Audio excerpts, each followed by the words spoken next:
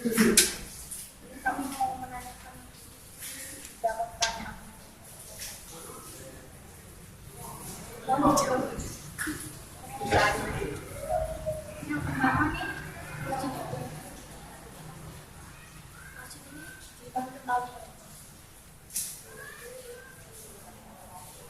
Saya tak terima aja, kok gak terima?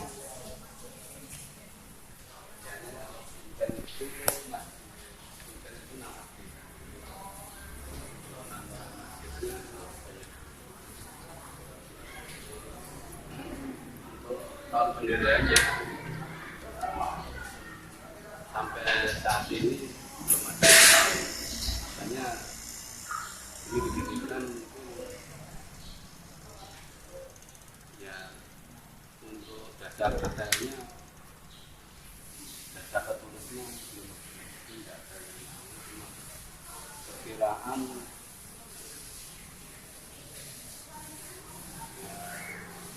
awal-awal 14 kota Madiun Yang ratusan tahun. ya kemungkinan itu masalahnya bupati pertama Madiun, bupati Madiun pertama itu makamnya di Jakarta Mesir. Nah, persisnya tahunnya gitu. Ditanya seperti yang di masjid sini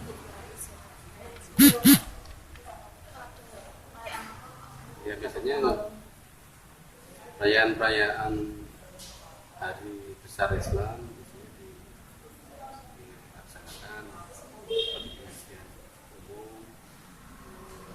Kalau hari yang rutin ibu-ibu majelis taklim itu khataman Quran, tadarus Quran sampai khatam biasanya hari Sabtu. Kegiatan tahunan ya disesuaikan hari besar Islam. ada acara yasin nanti tidak di sini apa? Kalau acaranya sih kan ini tidak mengadakan ini di setiap lingkungan RT RW kan tidak. Dan itu pun kan kebanyakan juga jamaah sini tidak dilaksanakan di lingkungan masing-masing lingkungan.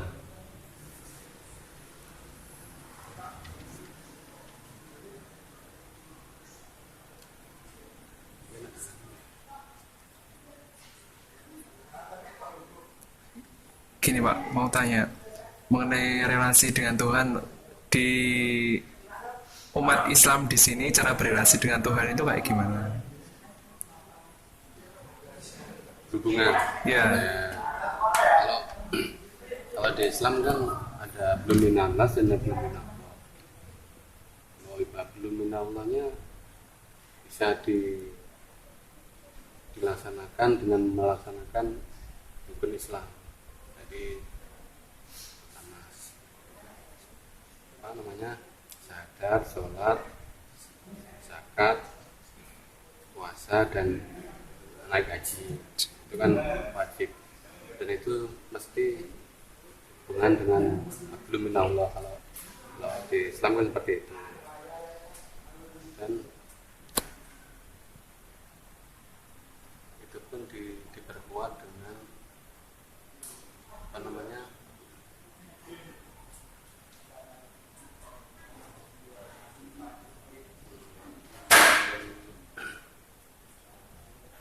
keimanan apa namanya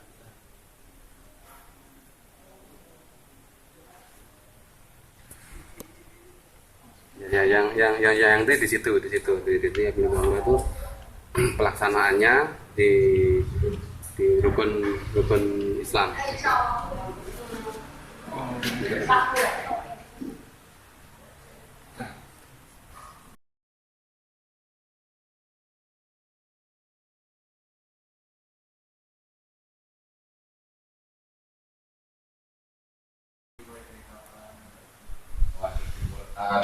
Berdirinya mulai kapan gitu ya? Dikaji secara luas atau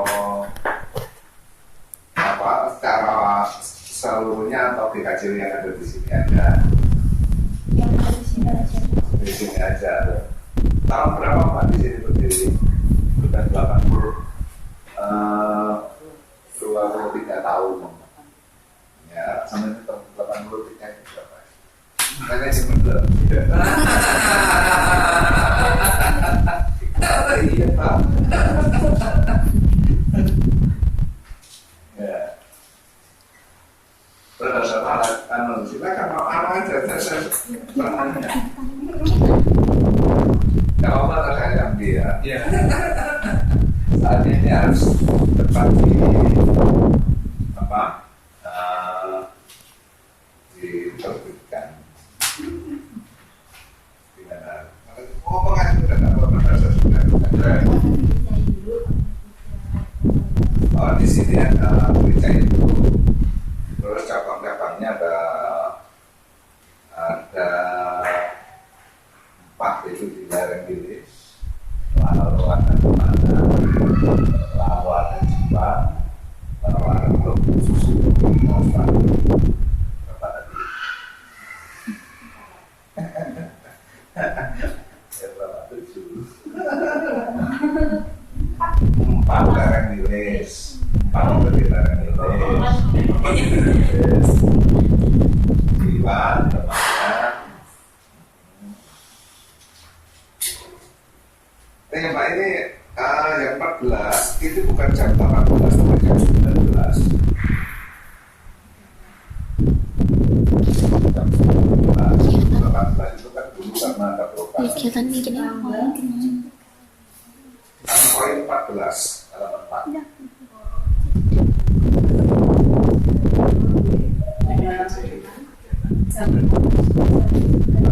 Ya 19. Ya kegiatannya banyak. Kalau minggu itu kalau di Indo di sini ada 3 kali baca. Sedangkan di sekali semua. Jamnya jam 7 rata-rata.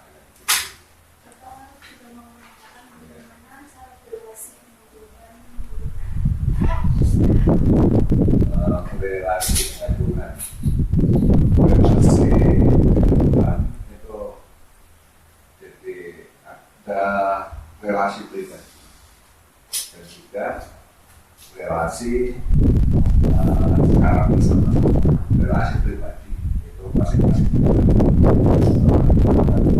jawab pada Tuhan dalam hal ini mereka masing-masing harus mempunyai relasi pribadi yang waktunya diatur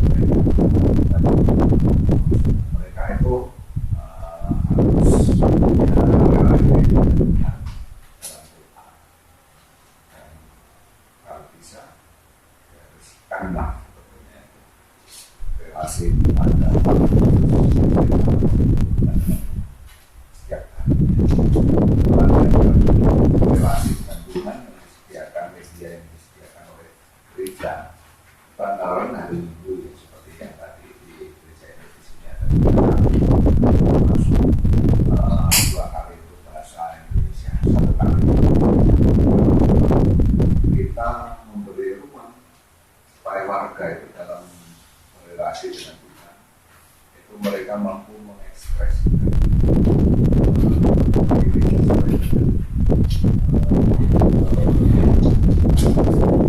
mantapkan hatinya pakai bahasa Indonesia atau bahasa itu kami beri ruang itu juga dari kelompok di sini di Indo ini ada 8 kelompok di samping yang tadi tadi ada Perbu itu mereka juga ada dari rumah ke rumah itu seperti tahlil. Nah itu di samping hari-hari kemudian ada pendalaman iman yang lalu juga di samping itu juga ada doa bersama yang hari Senin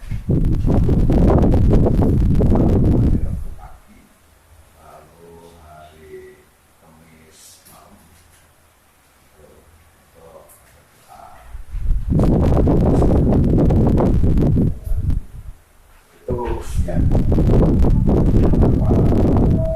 media yang disediakan oleh gereja, tapi mereka masing-masing harus berrelasi sendiri dengan Tuhan secara pribadi, karena dia memerlukan jawab atas imannya, atas hubungannya dengan Tuhan, karena perkara iman itu bagaimanapun juga sebetulnya adalah perkara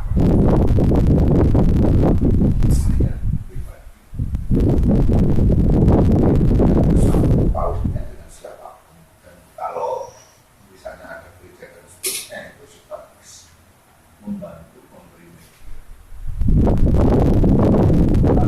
pun cara tanggung jawab kan ada pada masing-masing. Nah, itu.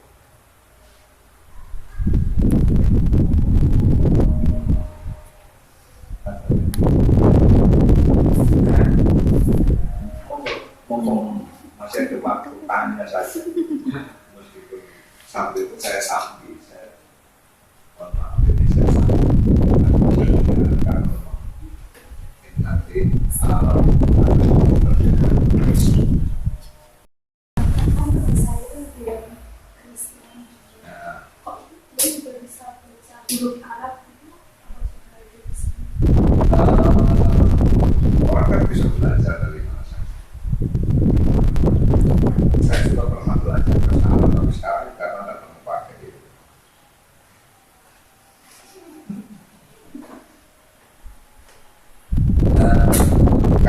Kalau di sebetulnya kalau kita itu kan masuk dalam bahasa Arab, bahasa Madura juga.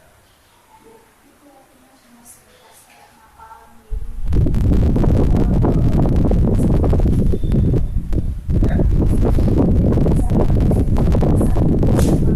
Oh gitu.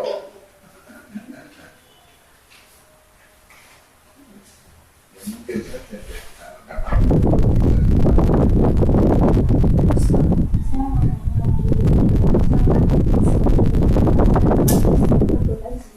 Tapi syarat Kristen itu gimana gitu? Berpacaran. Kalau berpacaran tidak persoalan kalau pacaran mana yang bisa dilakukan oleh seseorang dan yang berpacaran dan mana yang tidak. Karena pacaran itu adalah media seseorang yang melakukan perkenalan lebih dalam sebelum mereka melakukan perkawinan. Kalau misalnya seseorang dalam tapi kan apalagi sebenarnya terus gimana? Apa dijodohnya atau begitu kan nikah atau begitu?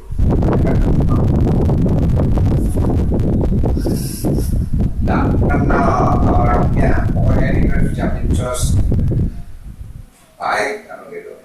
Banyak kan mau kalian apa milih sendiri? Milih gimana milihnya?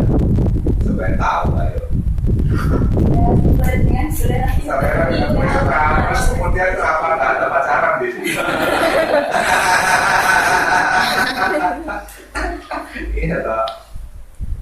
Karena memang sebelum seseorang menuju tahap perkawinan, itu kan seseorang harus betul-betul mengenal pasangannya dan betul bahwa dia sudah mempertimbangkan bahwa dia seumur hidup akan hidup bersama dengan dia, seumur hidup harus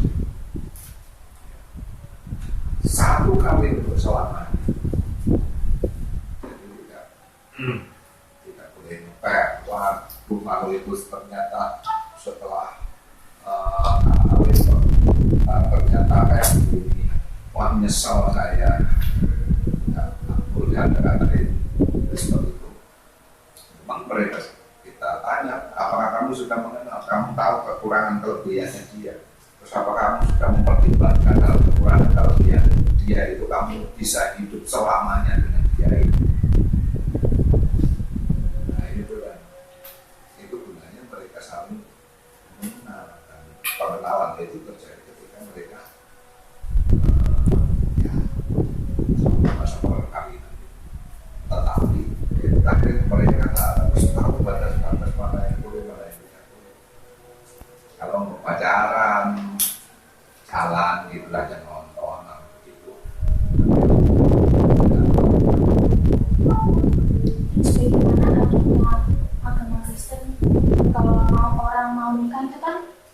datang ke Kristen ini, maksudnya ke gereja Kristen ini gimana?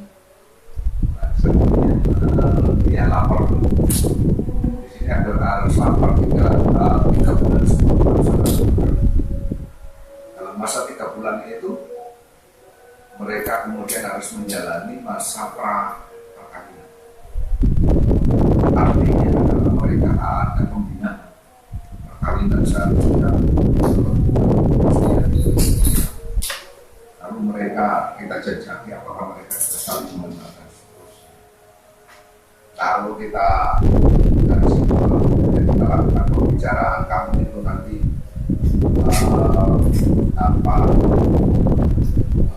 hal-hal yang bisa mengakibatkan konflik kalian itu di sini karena kalian itu begini berdasarkan pembicaraan yang kami lakukan.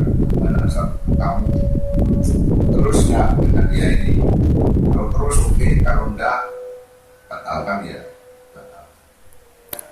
Sebelum perkawinan. Kalau setelah perkawinan, sekarang melakukan perkawinan silakan dipertimbangkan. Nanti datang lagi sebelum 1 bulan sebelum pelaksanaan. Kalau kamu ya, oke, kita jadwal pelaksanaannya harus begitu karena memang perkawinan Kristen adalah perkawinan sekali selama.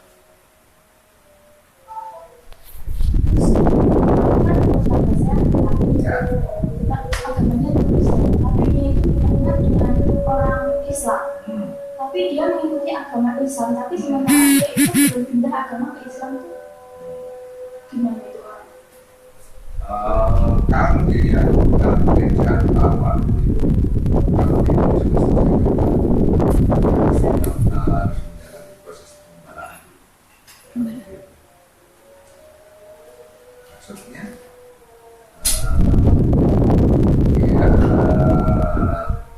karena dia tidak dia harus ada pembinaan sampai betul-betul mantap.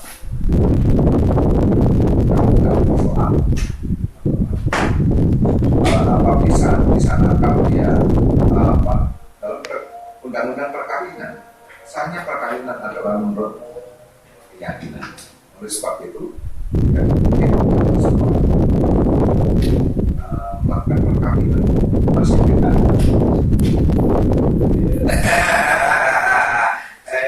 Ya nggak mungkin lah dia kalau itu ya pasti dia tidak bisa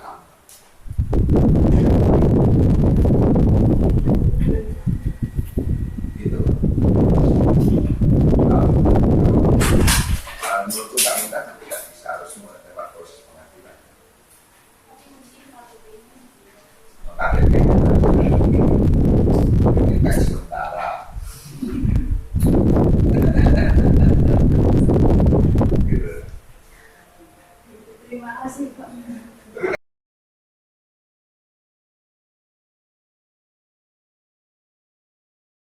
Sebenarnya kami berdua di sini saya mewawancara Bapak siapa? Budi Antono. Saya mau tanya-tanya tentang wihara ini. Wihara ini berdiri tahun berapa ya Pak? Kalau pembangunannya itu sejak bukunya ada dari tadi yang bukunya biar nanti lebih akurat. Nanti saya kasih bukunya aja. Oh iya. Biar sampai punya ada semua di sana. Terus mengapa ya Pak namanya itu Jaya Cakro itu dan apa artinya? Oh, jaya itu artinya kemenangan. Berjaya, kemenangan. Saca itu kebenaran.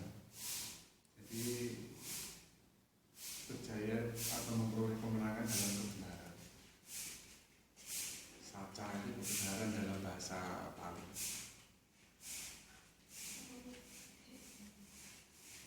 Karena memang agama Buddha itu kan awalnya dengan penggunaan bahasanya yang Sanskerta dengan Pali.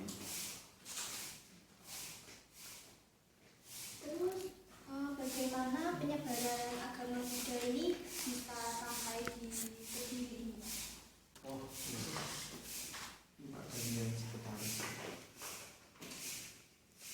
sebenarnya agama Buddha di Kediri itu sudah lama, karena bukti nyata yang paling gampang aja di desa-desa pedalaman seperti di Ponggok, di Pait dan punyanya ini sekretaris wihara ini, itu di pedalaman ya itu ada umat Buddhanya di sana. Jadi kemungkinan besar dari peninggalan Majapahit ya. Sementara yang kebangkitannya itu baru di awal-awal akhir-akhir tahun 2000 itu ya, di mana banyak kunjungan biku-biku ke daerah-daerah di sini. Di sini apa wiharanya itu tertua atau ada yang lebih tua dari wiharanya? Kalau ngomongin wihara tertua ya yang mungkin yang sudah runtuh banyak ya. Tapi yang kalau wihara yang benar-benar wihara ini yang pertama kali. Tapi kalau yang kita ngomongin tempat ibadah umat Buddha itu kan bisa di kelenteng juga, biarpun tidak spesifik untuk umat Buddha. Yang wihara ini khusus untuk umat Buddha.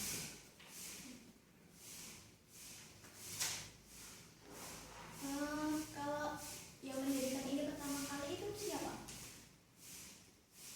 Dulunya itu diawali dari beberapa tokoh, ya, beberapa tokoh berkumpul, kemudian mereka dibantu oleh putri dari yang berdiri Buddha untuk mendirikannya. Caranya berrelasi dengan Tuhan di wihara ini itu bagaimana? Ya dengan melakukan puja bakti. Itu dilakukan pada hari apa atau Kalau kita setiap hari Selasa, Selasa? ya, Itu setiap Selasa, setiap minggunya itu ya rutin. setiap minggu. Kalau hari besar itu juga Hari besar juga dilakukan, hari Jumat biasanya kita melakukan pelatihan meditasi dan sebagainya.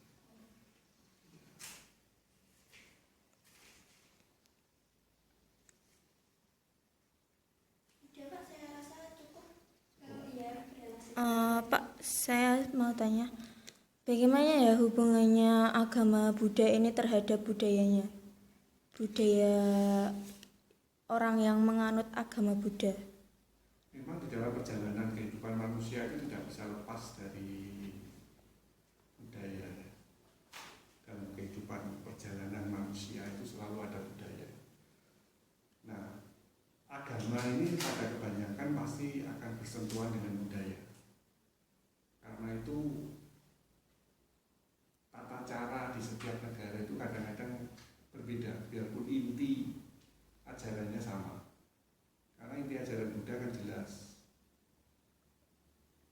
Triratna, Buddha, Dharma, dan Sangha. Tiga ini semua aliran apapun ada dia. Ya karena itu kalau kita menjumpai ada namanya di Jepang itu tata caranya kan agak berbeda, bajunya juga abu-abu. Kalau yang di Thailand dan Sri Lanka coklat dan sebagainya itu faktor budaya aja ya. Tapi intisari ajaran agamanya tetap sama.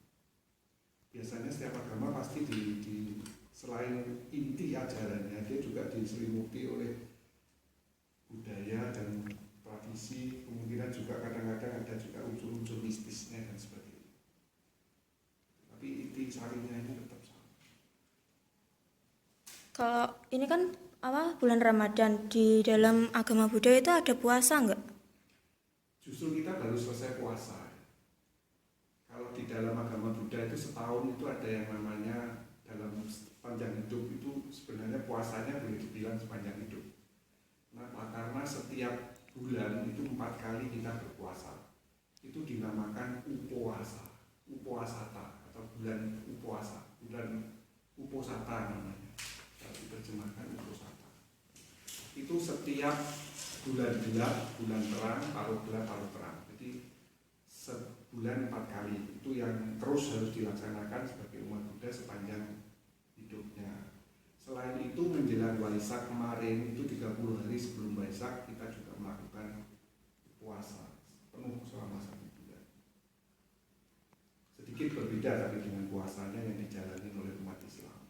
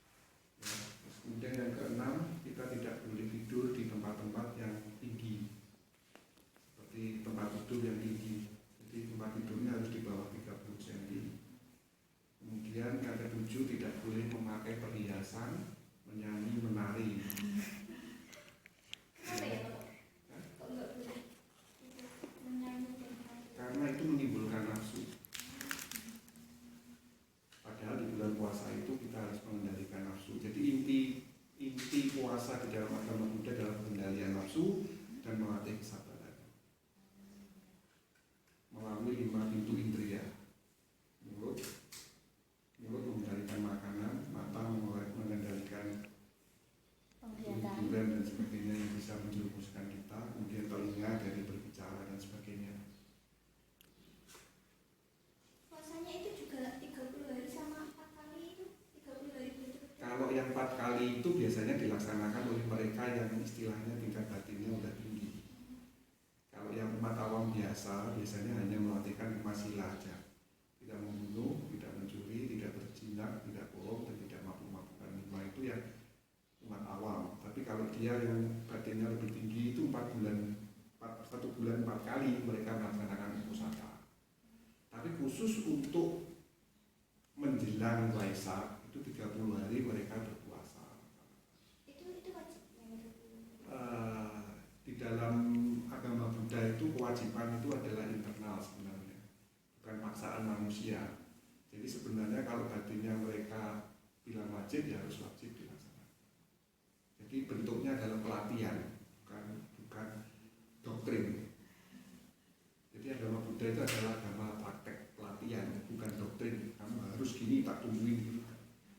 Kalau yang mampu 30 hari silakan, kalau yang tak mampu 4 hari silakan. Tapi tentu saja mempunyai tingkat pahala yang berbeda.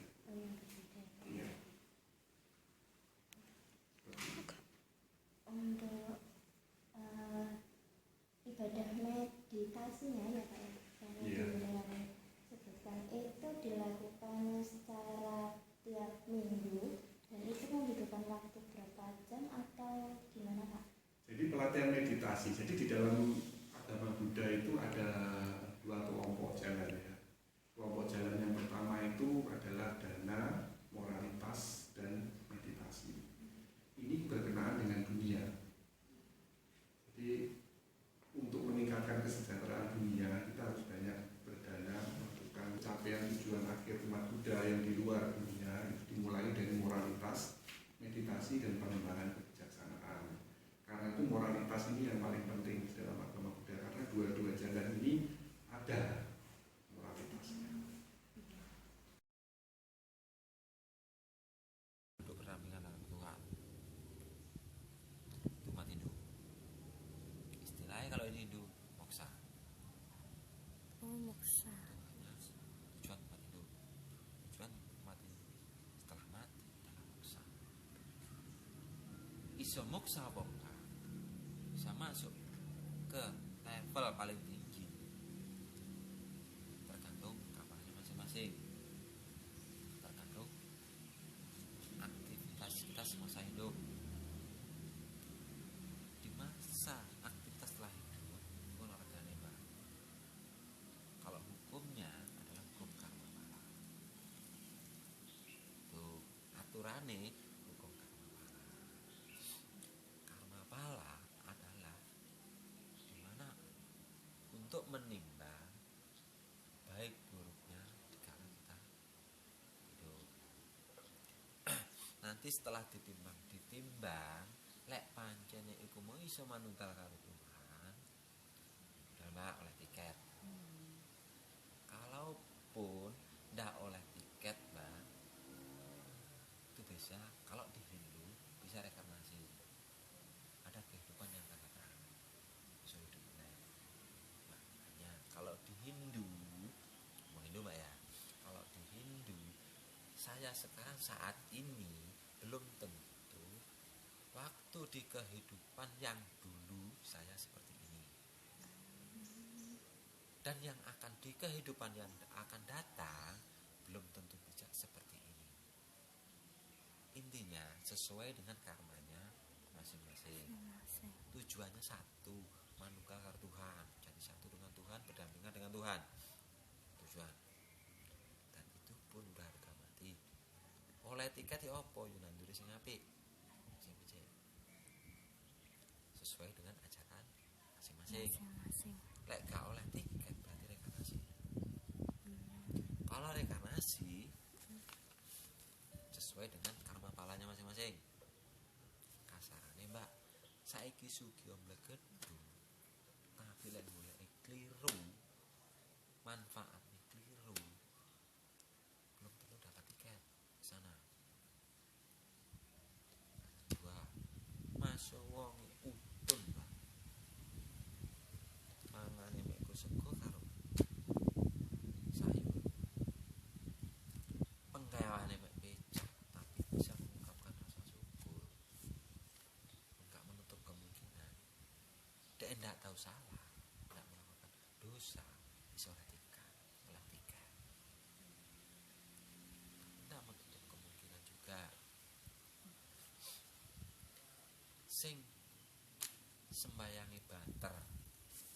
timbange pura luwih akeh, sajene luwih gedhe, tapi mulai sajen keliru. Belum tentu juga dapat tiket sesuai dengan ibu mau. Makanya sangune tiket iki kuwi siji lakone ugerane Pangeran. masalah carane ngramut layon kasarane wong iku lek wis mati mbak katene dipangan kirik wis ra iso protes. Nggih nggih Nggih. kasarane wis mati mbak mbok mobil Mercy gawane pangkah karo bendoso mbak. Nggih nggih Nggih. masuk kono mangane apa jenenge mangane kono hamburger mbak paling mek digawane sego sak piring ya mbak carane ane tahu warung iki sangune dadi sangune mati iku duduk donyane iku duduk sugihe caketan iki mau tikete nandi kasarane katene yo sil badan wadak iki mau lahir iki mau katene diapakno ae apa terserah sing urip. Lek sing urip pengen cepet mlakune sing oleh tiket mau iku ono carane. Nah, di Hindu sing arise. Nang Hindu lek mati tetap siji yang wajib dilakukan adalah entas-entas. Itu adalah titik akhir. Awal dari proses entas-entas satu enak nitip ring pertiwi sangne ini siji lain mori wis lewis dipocongi diacarani sesuai dengan koridor Hindu ditandur ning lemah wis tandur ning lemah wis kapan sampurnane gak tahu berarti sing di tiket mesti nyantol kan karena itu kembali lagi sing teko lemah urung balik nang lemah sing teko banyu urung balik nang banyu sing teko akasa urung balik nang tikete sik urung bisa buka urung sebentar mbak. Ada lagi ada peningkatan lagi di ngaben adalah bakar. Ngaben adalah proses pembakaran mbak. Proses upacara pembakaran di ngaben. Ngaben pun sesuai dengan umat. Lek wis di mayangi, dipocongi, dibakar. Sing asale teko geni balik ning geni, sing asale teko banyu balik ning banyu, sing asale teko wis cidek kan mbak. Iya. Ukurannya kan wis roh. Iya. Wis dadi tahu.